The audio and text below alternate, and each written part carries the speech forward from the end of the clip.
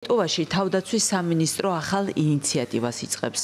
სკოლამდელი ასაკის ბავშვებიც კი ისწავლიან დრონების პროგრამირებასა და მართვას. მიზანი კი ისაა, რომ საზოგადოება მოსაოდნელ საფრთხეებს, რომლებიც განსაკუთრებით რუსეთისგან მომდინარეობს, მომზადებული შეხვდეს.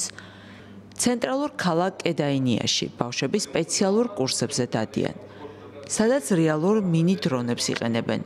აქ ისინი სწავლობენ საფრენი მოწყობილობის აწყობას, ჰაერში გაშვებასა და რთულ მანევრებზე კონტროლს.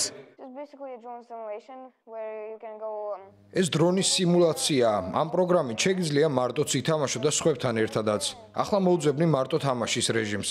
ნებისმიერი ტრასა შეიძლება. აი ეს ტრასა ავირჩიე, ესა უნდა გადავლახო ეს ყუთები და დავასრულო ერთი წრე. აი ასე.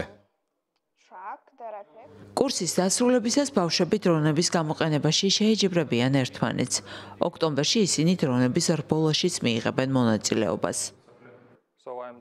ვასწავლი როგორ უნდა გაფრინდეს დრონი, როგორ უნდა ავუშვათ, როგორ უნდა მართოთ. ვსწავლობთ რბოლასაც, რადგან ოქტომბერში დრონების შეჯიბრება გვაქვს. ვიქნებით სხვა პატარა დრონებით. ასევე ვასწავლი დრონის აწყობასა და პროგრამირებას.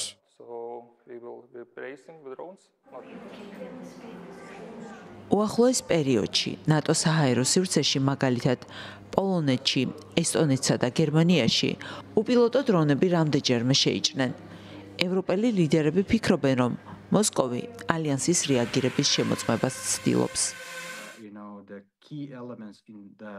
სახელმწიფოს სრულფასოვანი თავდაცვის ერთ-ერთი მთავარი ელემენტია საზოგადოებრივი და სამოქალაქო მზადყოფნა. სწორედ ამიტომ ვავითარებთ სტრატეგიას, თუ როგორ მოვამზადოთ ჩვენი მოქალაქეები და მივცეთ სამხედრო განათლება და ასევე გავზარდოთ მოსახლეობის გამძლეობა და მდგრადობა.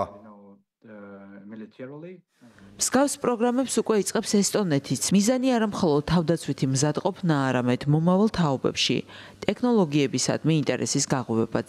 სივრცეები, სადაც ბავშვები დღეს ერთობლივი თამაში სწავლობენ, შესაძლოა ხვალ ინჟინრობისა და თავდაცვის სფეროსთვის მნიშვნელოვან ბაზად იქცეს.